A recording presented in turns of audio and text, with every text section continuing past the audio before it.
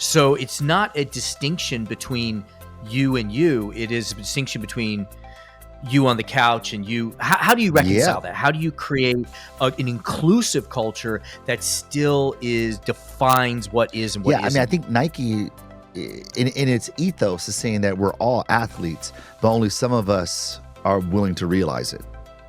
And those are the people Okay. who should be celebrated. At one time, Okay. Nike almost exclusively celebrated, the greatest among us, right? The Michael Jordans of the world, the best athletes that were out there, from the Bo Jacksons to you name them.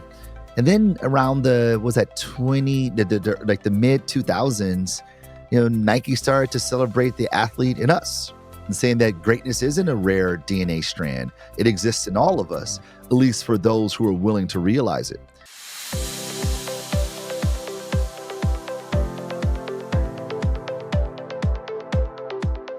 Marcus, thank you so much for making the time to be here. I know there's a lot of demands on your time, and I appreciate I'm you super being here grateful with to be us. here. Thanks for having me. Yeah. Where are you dialing in From Ann from? Arbor, Michigan, which is beautiful at the Uh-huh. moment. The colors of the trees are Nice. changing. The air is crisp, but still a little bit warm. We got the sun is out. Man, I'm all smiles right now. If Nice. only our team were doing That's better. awesome. Otherwise, I'm all Uh-huh. smiles. Right. Gotcha. Yeah, I hear there's a heat wave coming towards you as Mm, well in the next couple days. Awesome. So there's so much great content that you have out. I mean, definitely your book for the culture, definitely all the podcasts that you do. There's stuff on YouTube. So we're going to assume that readers have access to all of that, and we'll just play around, double click on a few okay, things within that that sounds like a good context. idea. I want to start off with the definition, like the definition of culture. And you talk about culture originally coming from this Latin term "colere," to cultivate, and you talk about Emily Durkheim and her definition of culture. So just first to ground us on what is the definition of culture that Yeah. you're coming So I from. look at it through a sociological lens. And, those early scholars of sociology, be it Marx, Weber, Durkheim, these guys, they studied culture by observing religion. And Emil Durkheim would talk about culture as a system of conventions and expectations that demarcate who we are and govern what people like us do. It's a system that's anchored in our identity. Mm-hmm. And because of who we are, we see the world a certain way. And because we see the world a certain way, we navigate life accordingly, and then we express ourselves through shared work. The system or systems of systems that make up our culture becomes sort of the governing operating system that informs where we go, what we do, how we style ourselves, just about every facet of social living. And this force is just it's so unparalleled in its disproportionate ability to influence us that it's almost shocking how little time we spend actually studying it. That's awesome. So I want to double click on that in a moment because you mentioned systems, and that wasn't a random list. You lay out three specific systems, which Yeah. I want to get into. But just to frame it first, maybe you could just tell us just give us an example of a successful effort to create or tap into a culture. I don't know if it's your work with Beyonce or whether it is the Beats, or one of those two or something else, just to bring us into the world of a successful creating of or shaping Yeah, of a I think, culture around a there brand. there are a few examples, but just for the sake of clarity, I think one of the best examples is probably Nike. And this is work that I didn't Yeah, do, but it's just one that's great. it is salient enough, and ubiquitous enough, pervasive enough that we can go, "Oh, yeah, I know what that means." So Nike believes that every human body is an athlete. Big, small, short, tall, we're all athletes. And the only thing keeping us from realizing our best athletic self is us. So what does Nike tell the world? Just do it. Right? Nike Mhm. doesn't talk to everybody. Nike talks to athletes, or maybe the athlete in all of us, but they talk to athletes in a very specific, nuanced way. They never talk about Mm. their value propositions of their sneakers, that you run faster, jump higher, they're more comfortable, that the leather is sourced from Italy somewhere. None of those things ever. Instead, they speak to an ideology, a belief system. And oftentimes they identify sort of the contradictions that exist in the orthodoxy, the sort of the Mhm. tensions that exist in the status quo. They go, well, why is that okay? If we believe that every human Mhm. body is an athlete, then athletes should be doing X, Y, and Z. They sort of subvert the orthodoxy. And this is how brands are able to leverage the power of culture to get people to adopt behavior, because the people who see the world similarly go, that's my brand. And they use the brand not just for their functionality, but they use the brand to realize their identity project, to project who they are to the world, and ergo make their culture material. So this is how a brand, a commercial entity, could leverage the power of culture, identifying people based on how they self-identify. I'm a hooper, I'm a runner, or you're a cyclist or a gymnast or a swimmer, whatever the case may be. How you identify, you see the world a certain way, right? And they Mhm. engage people based on the way they see the world, their artifacts, behaviors, and language, of what it means to be that person or that moniker, and how the cultural production Mm. works. I often say this Okay. to marketers or executives in general. We spend so much time thinking about people in their demographic boxes because it makes life very easy, right? To say, Mhm. women 24 to 35 or Gen Z. And I go, well, you're talking about a group of people who share an exterior commonality, but it's not the veneer, it's not the hardware that governs us. It's the software, our beliefs and Mhm. ideologies, our identity that governs what people like us do. For instance, which Alex is more likely to run? Which Alex is more committed to running? Alex, who is a Gen Z, demography, Alex who likes to run, psychographics, or Alex who is a runner, identity? Surely the latter, because people like Mm. me do something like this. Because of her, his, their identity, they therefore run. I mean, that's a powerful Yeah. distinction to make. I love it. No, this idea of identity. There's one of my favorite books is Amartya Sen, who was a Nobel Prize winner in physics. He wrote a book called Identity and Violence, and he kind of Mm, links to that violence comes from this different identities that can't exist. But if we're on the opposite side of a battlefield, but we're both dentists or we're both fathers, right? We can activate a different identity that draws a circle that's right. around the two of us. So to talk to us about these systems so that we can understand, because you've used terms like beliefs and ideologies and artifacts and behaviors and languages, but in your book you really break it down into three That's distinct right. systems. Could you just help us to, like, with system one, how we see the Absolutely. world? So Raymond Williams is just this profound cultural scholar. He's since passed, but his work is just watershed, groundbreaking as we think about the study of culture and consumption. And Raymond Williams would Hmm. talk about culture in these three different systems, and it's anchored in our identity. And the first system is beliefs and ideologies, right? This is the way we see the world. And the beliefs are the truths that we hold about the world, like what we believe is true. And our ideologies are the stories that we tell ourselves about the world based on those truths. And the truth of the matter is that the world isn't as objective as we would like it to be. The world is Mm. subjective based on our meaning making lenses, our cultural frames. That's why for some, a cow is leather, for others, is a deity, and for some, it's dinner. Which one is it? It's all those Mm. things, depending on who you are and how you see the world. For some, a rug is decor. For others, a souvenir. For some, it's a place of worship. Which one is it? It's all those things, depending on who you are and how you see the world. And because of who we are and how we see the world, we therefore navigate life accordingly. That second system is a shared way of life. If you think that a Shared way of life. cow is a deity, then you're not eating hamburgers. You're not Mhm. eating beef Mhm. burgers. Your behaviors are byproducts of your beliefs, the way you see the world. And Mhm. the Mhm. idea of the way we see the world, the shared way of life, constitutes the artifacts that we don. These are the human made objects that we use, like clothes and Mhm. glasses and all the other tangible things that we use to make our culture material. Then there is behavior. This is the ceremonies, the traditions, the social norms, the unwritten rules, the things that we do, the rituals that we undergo every day. These rituals are Mhm. byproducts of what we believe reality is. Those rituals often are so ingrained in us that we do them without thinking. Someone says, all the time, if I'm checking in somewhere at the airport, and they go, have a good trip. I go, you too. I mean, oh, sorry, I know you're not flying anywhere. Yeah. Like, it's just Right, so right, right. ingrained that response is so ingrained, which leads to the other way by which we share a way of life, which is the language. This is the shorthand. These are the vernaculars, the colloquialisms. It's being able to understand what these things mean. These To understand what these mean, these shorthands are a way by which we demonstrate that you're one of us.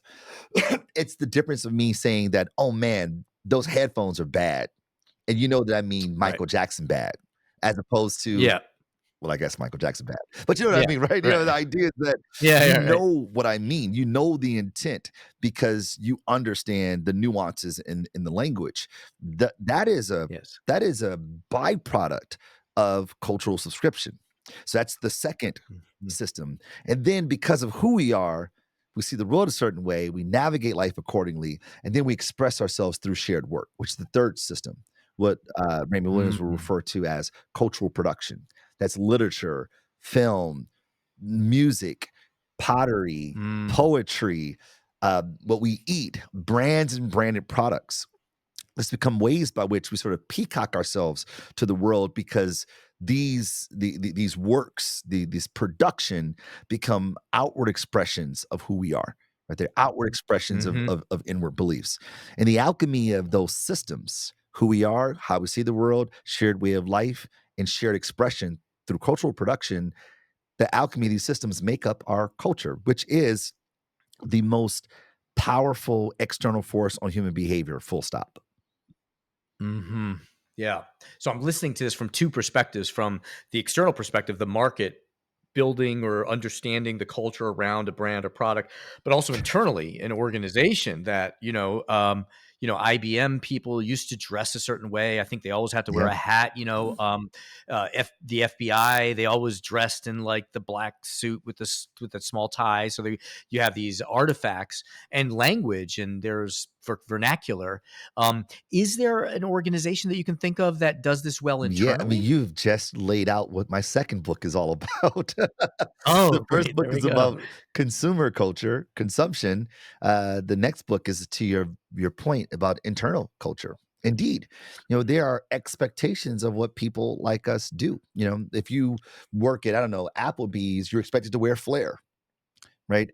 Mhm. If you work in advertising and someone shows up for an interview wearing a three-piece suit, you go, "Pff, we ain't hiring her because she's not one of us," Mhm. right? The artifacts that we Yeah. don become ways by which you express membership. And when people look like us and dress like us and talk like us and act like us, we go, oh, they must be one of us. And as a result, we Mm. find ourselves more connected to them. And this is really Yeah. what culture is about. I mean, culture is a meaning making system. As Raymond Williams would say, it's a way by which we look at a world or at the world that is random and full Mhm. of meaninglessness, right? Like nothing has an inherent meaning. We see things and we give it meaning. That, like, red is a wavelength that causes your eye to see a certain color, but if we see red at a stop sign or at an intersection, red means stop. And does red inherently mean Yeah. stop? No, but we have negotiated as such, right? So the world around us is Right. inherently meaningless. And it's through our cultural lenses that Mhm. we make sense of the world, that we make meaning of the world. And ergo, we navigate in the world accordingly. These same Yep. mechanisms that are at play when we are in the shopping aisle, when we're in the grocery store, are the same mechanisms that are at play when we are in our organizations, because it helps us make meaning of the world and find who's with us, who's against us, who's one of us, Yes. and who's not. And our Yep. brain, whose job it is to keep us alive by making predictions, it's a survival machine, as it were, that our brain finds safety in people like us. That's why we gravitate towards people like us. So when organizations have a salient culture inside of it, people end up bonding and they work better together. And if they don't bond, they Mhm. go, nah, you're not one of us, man. You don't belong here. Either they don't feel like they belong, or people feel Yep. like they don't belong. Either or, those people don't stay very long. Think about companies like Right. Elf Cosmetics is a great example of this. Elf Cosmetics, Mhm. this is a 20-year-old company that is punching way above its weight, just considering the impact it has had. And by and large, it's been driven by their culture. They have their own isms. They say anything's Mhm. elfing possible. This is like we hear them talk. They use Mhm. elfing in everything that they do. It's a part of their Mhm. vernacular. And when you talk like an elfer, you go, oh, You must work at Elf. Right. You're one of Yeah. us. And those things go a very long way because it helps create the shortcuts that lead Fascinating. to greater Right. work production. Yeah, yeah, I'm thinking about companies I've speaked in, like in Vertex Pharmaceuticals, they call them Yeah, Vertexians, and the Vertexians act a that's certain right. way, and they represent a certain. So two broad questions that come out of this, and maybe we'll get both of them. One is the first one. I think maybe is easier to answer. Is use the example of Nike, and I'm also thinking of Apple. And if the identity is this, it is this and not this. You are in and you are not. Um, it seems that somehow Apple and Nike, because Nike's saying everyone's an athlete, Yeah. right? So it's not a distinction between you and you. It is a distinction between you on the couch and you. How do you Yeah. reconcile that? How do you create an inclusive culture that still is defines what is and what Yeah, I mean, I isn't? think Nike in its ethos is saying that we're all athletes, but only some of us are willing to realize it. And those are the people Okay. who should be celebrated. You know, at one time, Okay. Nike almost exclusively celebrated, the greatest among us, right? The Michael Jordans Mhm. of the world, the Yeah. best athletes that were out there, from the Bo Jacksons to you name them. And then around the was that 20 like the mid 2000s, Nike started to celebrate the athlete in us and saying that greatness isn't a rare DNA strand. It exists in all of us, Mhm. at least for those who are willing to realize it. You could probably remember the spot where the overweight, heavyset young boy is running down what looks like a sort of a midwestern flat plain road at night, and he's just running. He's just running, and there's a Mhm. narration saying, greatness is in all Mhm. of us, especially for those who are Yeah, willing to I go remember. after it. And you could see I yourself in love him. it. Maybe you don't see yourself in LeBron James or Kobe Bryant or Michael Jordan, but you Mhm. see yourself in this kid and go, "Yeah, I can do that." And the difference, to your Yeah. point, is that's the difference between Marcus, who's on the couch watching Netflix, and Marcus, who Yeah. goes out and run. Nike is for the latter. Yeah. No, I love that. My dad, he wrote a piece, I don't know, a while ago, and he was talking about just identity is that we have different identities. In the morning, I'm a father cooking That's right. breakfast, and later on, I'm a commuter, and then I'm a consultant, and then I'm a patron of a restaurant, right? We have different identities. So I guess that they are activating an identity within us. That's That's right. I mean beautiful. I mean, I love the way your dad frames that, because he's absolutely right. I mean, the truth of the matter is that we are multiple identities all at once. Like, I'm a Yeah. professor. That is an individual referent, one way by which I self-identify. I'm in a fraternity, Phi Beta Sigma. That's a group referent by which I Yep. self-identify. I'm a father to little girls, a girl dad, right? That's an abstract Yep. reference by which I self-identify. And all of those Yep. monikers are at play in me at the same time. And they create some Yep. tension. Sometimes they create some contradiction. Sometimes they create, the greater output than the sum of its parts, right? These things are Yep. constantly all within us. And based upon these different ways in which you self identify, we are constantly negotiating with these different identities internally to decide what's acceptable for people like us, right? What we might Yes. say, at the bar with our friends may be different than what we'd say in the church sanctuary with the exact same friends. We're negotiating Right. what's acceptable. And as a result, we behave accordingly. That process, that legitimation process, is mediated by our cultural subscription. Yes. And it seems that some cultures kind of self-police more than Yeah. others. It seems like we don't have direct control. One of my favorite lines in your book is, "It's very likely that the last new restaurant you visited or the last product you purchased was not directly due to an ad you saw. In some cases, you may have not even seen an ad for the show. Instead, you heard about it from someone you know, someone you trust." So if we don't have, as a company, they're trying to create an identity to increase willingness to pay, create an identity internally, increase willingness to sell, employee engagement, loyalty. That's our value. Um, and we don't have direct control, because I think that the mindset is usually a communication plan. Let's blast out messages. What messages work? What channels? And just blast it out. How do you approach this when you don't have direct communication, or you're not. Yeah, I mean, the spray and pray model has been sort of how we have been conditioned to do marketing communications. Here's a market with a big market opportunity. We're going to blast them with messages and prayerfully, God willing, inshallah, they see it, it reaches them.